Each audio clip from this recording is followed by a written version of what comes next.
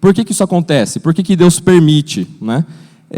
E muitas vezes nós sentimos essa injustiça por parte de Deus.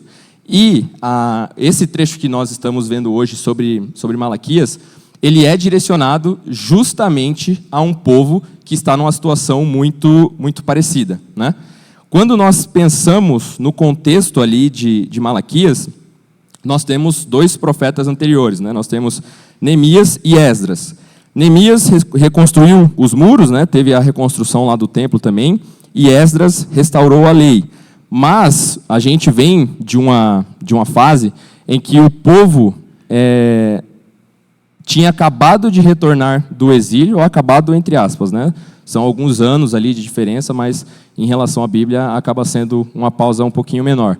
Mas eles tinham retornado desse exílio, tinham recém reconstruído, né, os muros, o templo, o culto tinha recém sido restabelecido também, né? E a esperança do povo era justamente que acontecesse. Cara, a gente estava lá todo quebrado, estava refém do povo, né? Voltamos para a nossa terra, reconstruímos o nosso muro, reconstruímos o nosso templo, reconstruímos o nosso culto. Então agora tudo vai virar de cabeça para baixo. A gente vai conseguir ter muita prosperidade, a nossa terra vai voltar a ser boa, nós vamos voltar a ser um povo abençoado, nós vamos ser de novo ricos e tudo mais. Mas não foi isso que aconteceu, né? Os cultos, uma vez que eles foram restabelecidos, o coração das pessoas não foi necessariamente no mesmo ritmo, né? Então a gente tinha cultos de pessoas com coração vazio, era pessoas que não pagavam o dízimo direito, eram pessoas que iam louvar com o coração vazio, eram pessoas que iam para os cultos esperando bênçãos materiais, e hoje, por incrível que pareça, nós vemos muitos casos parecidos, né, de algumas igrejas que prometem muitas coisas materiais, né? A gente vê algumas pregações que dizem: vem aqui na igreja, dá tanto de dinheiro que Deus vai te dar em dobro, Deus vai te dar em triplo, vem aqui, faz parte da nossa congregação, que você vai ser abençoado, você vai ser curado, você vai ter dinheiro, você vai ter saúde e você vai ter sucesso. E muitas pessoas daquela época iam com o coração pensando muito nesse retorno, né?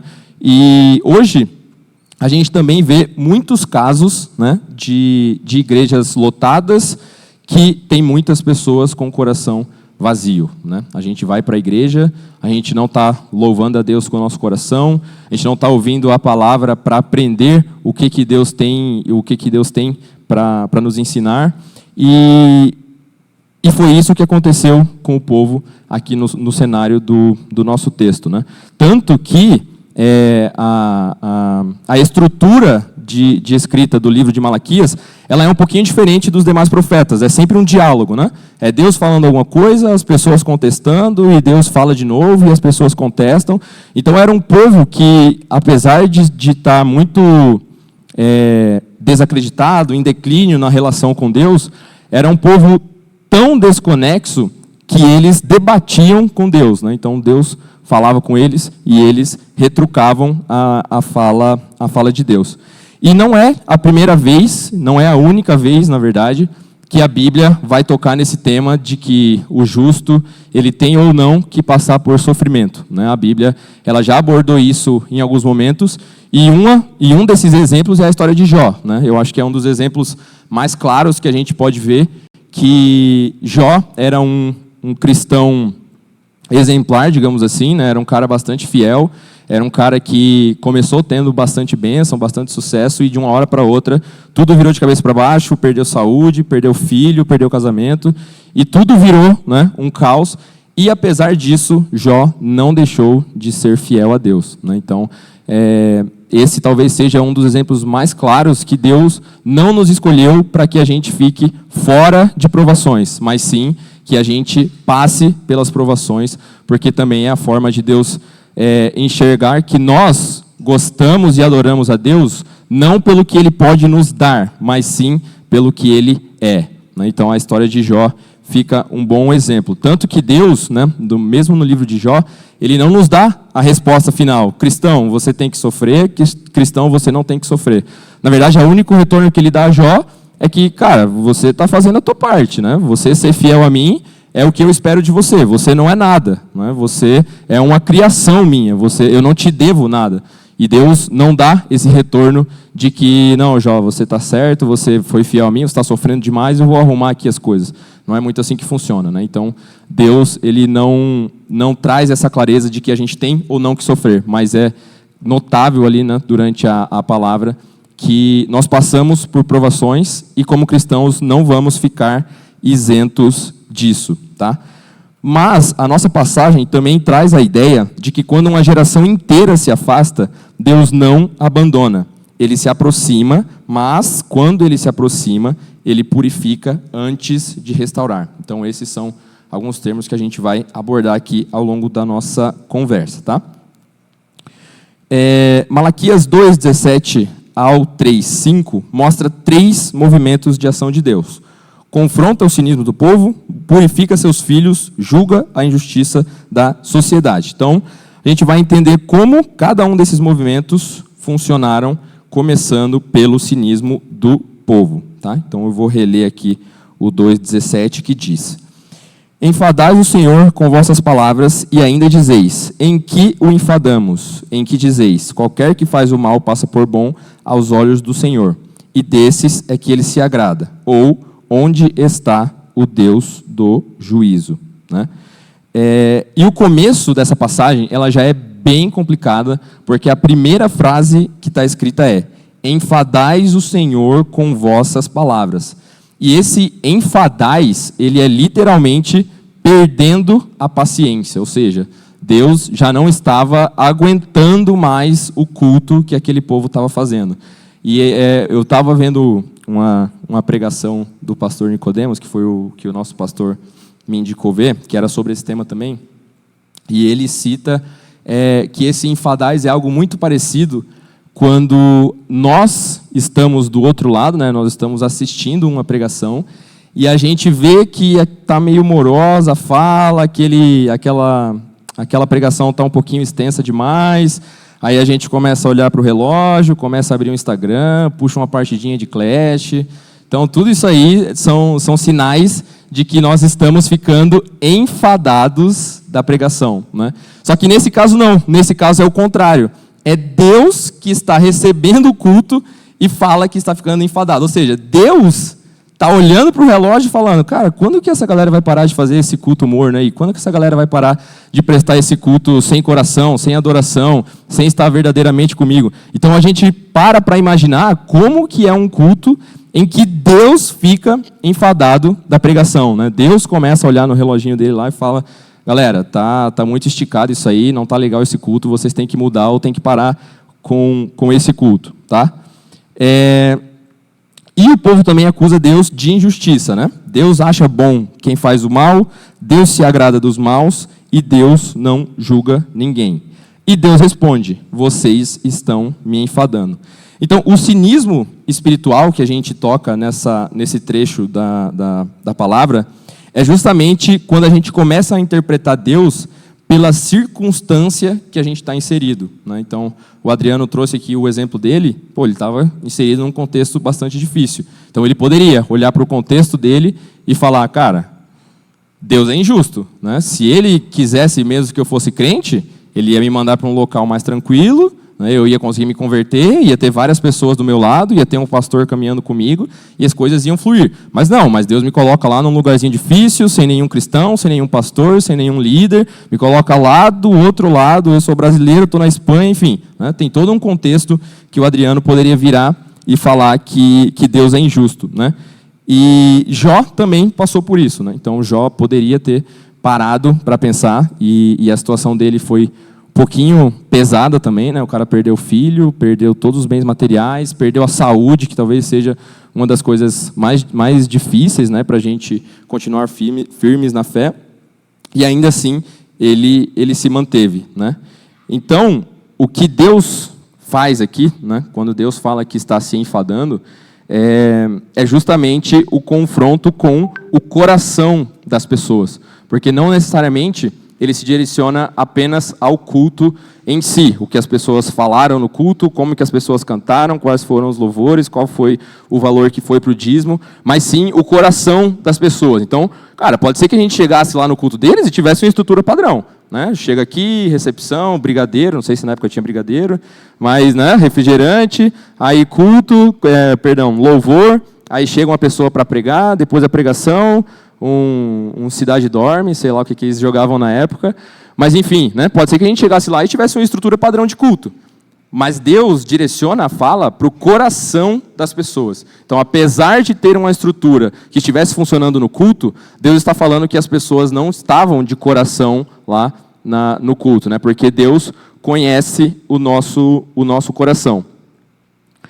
E o segundo é que Deus vem para purificar os seus filhos, né? Então, Deus começa anunciando a sua vinda, lá no 3:1, onde ele fala: eis que eu envio o meu mensageiro, que preparará o caminho diante de mim. E de repente virá ao seu templo o Senhor, a quem vós buscais, o anjo da aliança, a quem vós desejais. Eis que ele vem, diz o Senhor dos exércitos. E aqui é muito importante a gente ter a clareza do que é cada personagem, né? Pensem que estamos falando ainda do Velho Testamento, Jesus ainda não tinha vindo, né? Então eles estavam anunciando, Malaquias é o último dos profetas, né? Depois disso vem um silêncio lá de 400 anos, e o mensageiro nesse contexto é justamente João Batista, né? E aí o Senhor, obviamente, que vem ao templo é Jesus Cristo. E a pergunta que vem é: onde está o Deus da justiça? E Deus responde nesse verso: eu estou a caminho. Eles queriam juízo, Deus traz purificação, onde lá no 3:2 ele vai falar: mas quem suportará o dia da sua vinda? E quem subsistirá quando ele aparecer? Pois ele será como o fogo do ourives e como o sabão dos lavandeiros. E esse ponto, né, o fogo do ourives e o sabão no lavandeiro, também é muito importante a gente ter em mente o contexto de que o fogo do ourives é justamente o processo que eles faziam de aquecer o metal a um nível bem alto para que as purezas subissem, eles conseguissem tirar a pureza do metal e ficasse só o ouro, né? E o sabão no lavandeiro, né, é basicamente aí a água sanitária, sei lá, né? É algo que tira manchas para deixar a roupa restaurada. E esse direcional da purificação, né, especificamente nessa parte do texto, ela é bastante destinada aos líderes espirituais da época, que estavam sendo bastante negligentes, né? Então, parem para pensar que naquela época as pessoas não tinham livre acesso a Deus, né? A gente começou a ter livre acesso a Deus por conta do sumo sacerdote, o sacerdote perfeito que foi Jesus quando ele se entregou na cruz por nós. Mas naquela época não, naquela época as pessoas dependiam de um sacerdote e aqueles sacerdotes em questão estavam sendo extremamente negligentes. Então Deus direciona bastante essa fala justamente aos líderes espirituais. Então o povo, na verdade, eles estavam pedindo a Deus justiça. Eles não estavam nem aí para a purificação, se eles estavam fazendo o culto certo, se eles estavam fazendo o culto errado, se eles estavam pecando, se não estavam pecando. A única coisa que eles queriam era justiça. E essa justiça é o quê? Cara, nós somos cristãos. Nós estamos seguindo aqui o que a Bíblia diz. Vamos fazer o culto, vamos entregar mais ou menos os nossos dízimos e as nossas ofertas, vamos cantar mais ou menos, vamos colocar lá uma mensagem mais ou menos para falar, e a gente está cumprindo a nossa parte. Agora, Deus, você tem que cumprir a outra parte. Faz o nosso exército ficar forte, faz a gente ganhar as outras batalhas, faz a gente conquistar mais espaço, faz a gente ter mais ouro, faz a gente prosperar mais, faz a gente ter mais alimentação, enfim, né? O que o povo estava pedindo era isso. Eles queriam justiça da parte de Deus, só que de acordo com o coração deles, né? Eles queriam que a partir do momento que eles voltaram do exílio, que eles reconstruíram o templo, que eles fizeram tudo isso mais ou menos, eles queriam que Deus zerasse a conta falando: beleza, vocês fizeram isso, então toma aqui de volta. E a gente sabe que não é bem assim, né? Então, quando o povo tinha a esperança de que uma vez que reconstruído tudo isso, uma vez que restabelecidos os cultos, eles voltariam a prosperar, e essa esperança não foi acatada, isso acabou virando uma frustração, né? Então o povo começou a ficar frustrado com Deus. Pô, Deus, a gente esperava que você fosse nos colocar em um patamar mais alto, a gente não queria mais ficar sofrendo aqui. E aí, lembrando, né? O povo voltou do exílio, mas eles ainda estavam sofrendo, eles ainda estavam sob um mandato, eles ainda tinham diversas regras lá de impostos, eles tinham que pagar muita grana, era muito difícil manter o culto deles, então eles não estavam numa situação 100% confortável também. Tá? Então é importante a gente deixar isso no nosso plano de fundo aqui. Mas ainda assim, dito todas essas dificuldades, era isso que o povo esperava. Beleza, vamos reconstruir, as dificuldades vão passar e a gente vai voltar a prosperar. Como isso não aconteceu, a galera se frustrou, né? Não cuidaram dessa frustração, não trataram essa frustração dentro do coração. Isso acabou virando uma mágoa dentro do coração deles. E aí, quando essa mágoa não é tratada, eles começam a chegar no estágio mais avançado, que é confrontar a Deus, né? E eles estavam tão forte nessa pegada de confronto que eles estavam debatendo direto com Deus. E é aí que entra a parte do cinismo, né? Então, quando Deus faz as perguntas para o povo, e eles sempre vão retrucando. Deus, mas como assim a gente não está... A gente vai ver na próxima passagem sobre dízimos e ofertas, e Deus diz que a galera não está ofertando, não está dizimando corretamente, e a resposta deles é, como assim, Deus? Como assim a gente está te roubando? Não, eu estou dando meu dízimo, está tudo certo. Então a galera, eles perdem tanto a noção do relacionamento com Deus, que eles perdem a noção do que é certo, do que é errado. E quando eles perdem essa noção, é quando eles começam a debater com Deus, que é basicamente todo o cenário que a gente vê no livro de Malaquias, né? As outras pregações foram o mesmo esquema. Deus questionava, o povo respondia com cinismo, aí Deus respondia de novo, e falava, e respondia, e ficava nesse confronto, né? Nessa briga que a gente vem acompanhando, tá?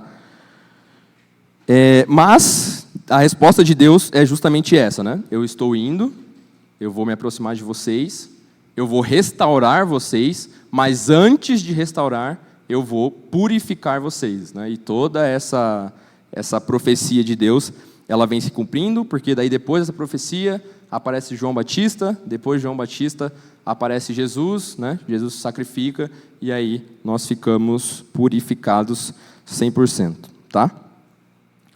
E o nosso último ponto é que depois de purificar, Deus não apenas restaura, Ele também julga a injustiça ao redor, né? Deus se aproxima como juiz, quando Ele diz, chegar-me-ei a vós para juízo, julga pecados espirituais, feiticeiros, né? Ou seja, manipulação, sincretismo e religiosidade falsa. Julga pecados morais, né? Adúlteros, quebrando alianças. Julga pecados de caráter, juram falsamente, hipocrisia, mentiras. Julga pecados sociais, exploração do trabalhador, opressão da viúva, do órfão e da injustiça contra o estrangeiro. E tudo isso, né, a gente tem aprendido bastante no curso que a gente tem feito ali com o pastor Tiago, que ele sempre manda os links ali no grupo da juventude. Se alguém não tiver no grupo também, sinaliza para a gente colocar lá dentro. Mas que todo pecado, ele tem algo por trás, né? A gente não simplesmente peca. Normalmente tem algo no nosso coração que vai caminhando até que a gente peque. E nesse sentido, a raiz é a falta de temor. Então, uma vez que o povo tinha a esperança que Deus ia responder as expectativas deles, né, que não foi uma promessa, Deus não falou, cara, voltem lá do exílio, reconstruam o templo, ergam os muros, voltem os cultos e fechou, tá tudo certo, vocês vão parar de sofrer para sempre, vai sempre dar tudo certo. Não, o que Deus pede é o que Ele nos pede até hoje, que a gente se entregue a Ele de corpo e alma e de coração, né? Então, quando o povo não tem as expectativas supridas, o que acontece? Eles param de acreditar no poder de Deus. Então, eles direcionam o agir de Deus, o poder de Deus, as expectativas deles. Se forem supridas, beleza, Deus realmente tem poder, Ele é forte e tudo mais. Deus não está suprindo as minhas expectativas. Talvez Deus não seja tão forte assim, então talvez a gente não precisa temer Ele tanto assim, então talvez faça sentido a gente olhar para outros deuses, a gente prestar outros cultos, então talvez faça sentido, ao invés de dar 10% do meu dízimo, eu dar 2%, 5%. E aí é quando as pessoas começam a perder essa noção do relacionamento com Deus, até chegar nesse ponto em que eles ficam retrucando na palavra com Malaquias, tá? O Deus que purifica seus filhos também é o Deus que defende a justiça e julga a maldade. Então, sabendo que Deus confronta, purifica e julga, como nós devemos viver essa palavra hoje, né? O primeiro ponto é, deixe Deus confrontar a sua incredulidade e o seu cinismo, né? Então, muitas vezes, igual eu falei ali no começo da nossa palavra, nós cometemos o mesmo problema que o povo da época cometeu, que é vir ao culto ou esperando alguma coisa em troca, ou não esperando nada e, portanto, não entregando nada também, né? A gente vem para o culto para cumprir a nossa tabelinha religiosa lá, colocar no calendário um checkzinho, deu sábado fui na igreja, dei domingo fui na igreja, fiz isso 4 vezes no mês, beleza, meu mês vai ser abençoado, né? A gente não entrega o nosso louvor verdadeiro a Deus, a gente entrega o nosso dízimo ou a nossa oferta, né, com aquela dorzinha no coração, falando, cara, 10%, puxa vida, eu ganhei lá 10 mil reais, vou ter que jogar milão lá para a igreja. Vai ser difícil esse mês, né? Então, muitas vezes a gente acaba passando por essa situação. Então, o primeiro ponto é que a gente se deixe, né, ser confrontado por Deus e que a gente, diferente do povo, entenda o cinismo que a gente acaba cometendo, né? De chegar aqui, fazer todos esses cultos mais ou menos, né? Chegar aqui não presta atenção na palavra, ou não entrega o nosso louvor, não entrega o nosso dízimo e as nossas ofertas, e quando Deus, né, quando a gente passa por uma aprovação, a gente fala, que isso, Deus, o que está acontecendo? Estou indo lá no culto, estou entregando meu dízimo, estou cantando lá na frente, estou fazendo tudo certinho, e me aparece uma doença como essa, enquanto meu amigo lá, que está na balada lá, todo sábado, o cara está tranquilão, está com grana, está viajando, vai casar, está com filho, está tudo certo, e eu que estou fazendo a minha parte aqui, estou me quebrando, né? Então, que a gente entenda essa parte do cinismo e entenda principalmente que a gente vai continuar passando por provação, né? Não é porque nós somos cristãos e nosso amigo não, que vai dar tudo certo para nós e errado para eles. Até porque a promessa que a gente tem não é para essa vida terrena, né? Então, o Nicodemos também fala que o céu dos ímpios é aqui, né? Então, se é um lugar que eles têm que ter conforto, que eles vão ter coisas boas e tudo mais, vai ser aqui, né? Mas quando chegar a hora do juízo, aí sim a gente vai estar lá no céu, aproveitando a bênção de Deus, né?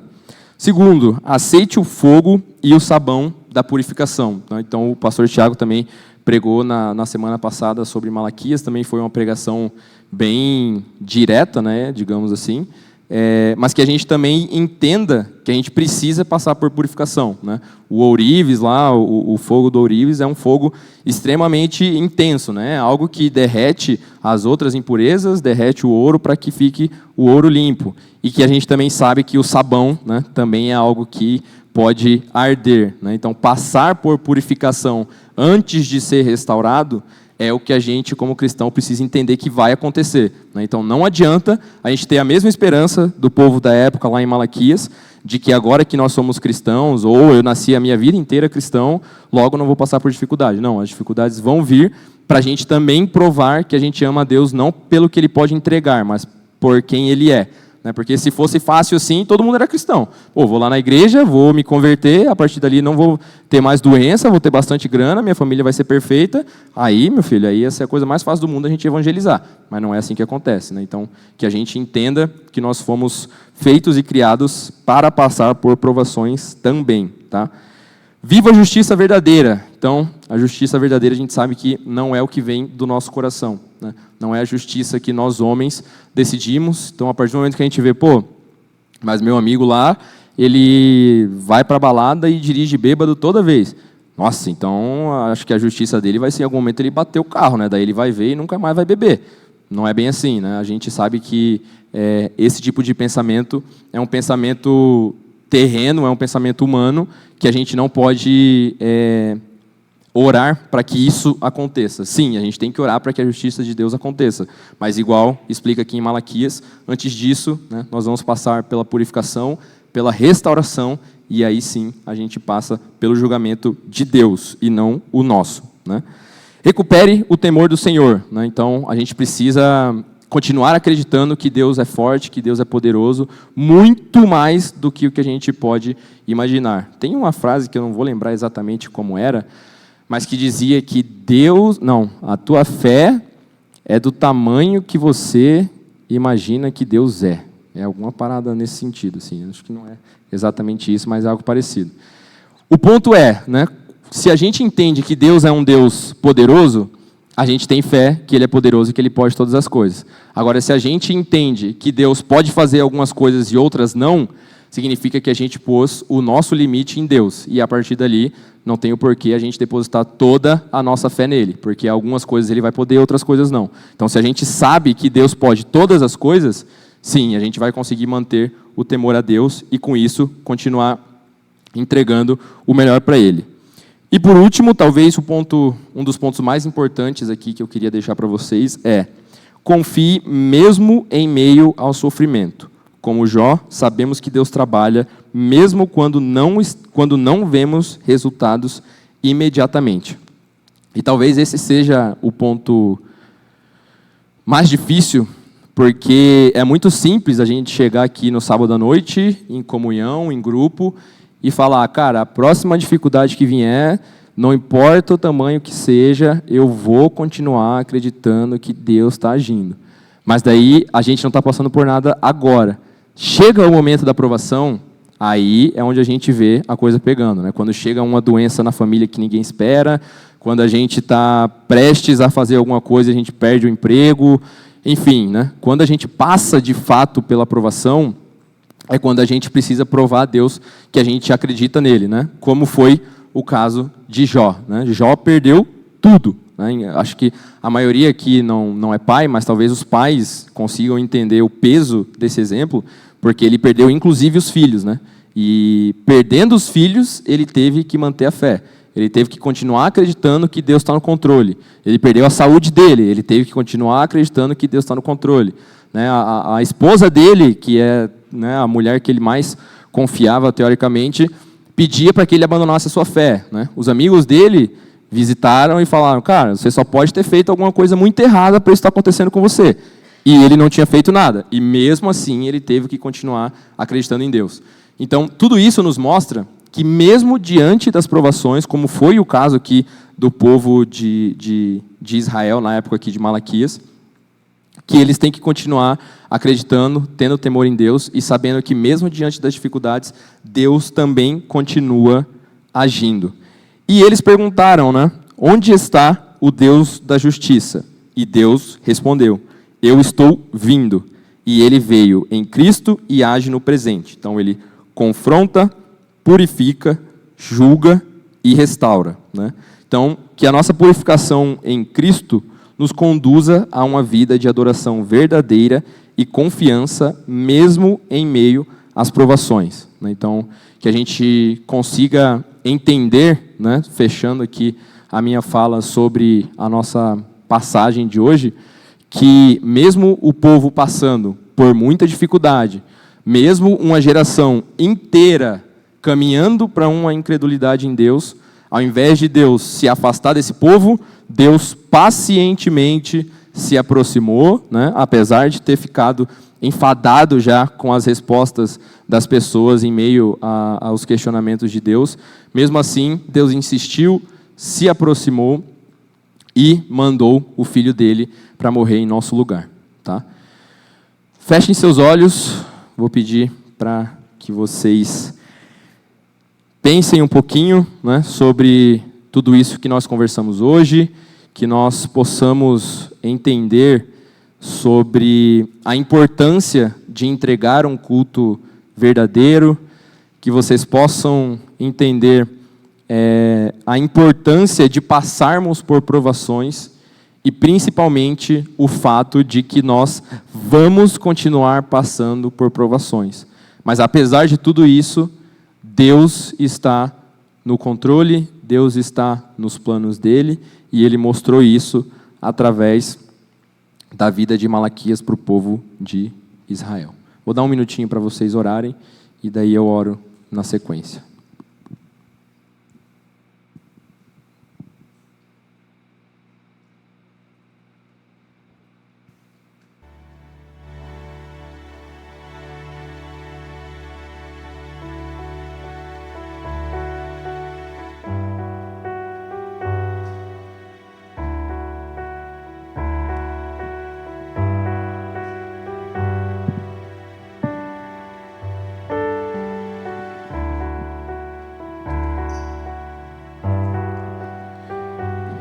Deus, muito obrigado.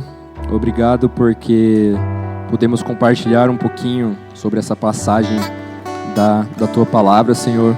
Obrigado porque o Senhor nos mostra que o Senhor nos ama, o Senhor nos mostra que tem um motivo por trás das provações, o Senhor nos mostra que o Senhor se preocupa em nos purificar, nos restaurar e depois nos julgar, Senhor.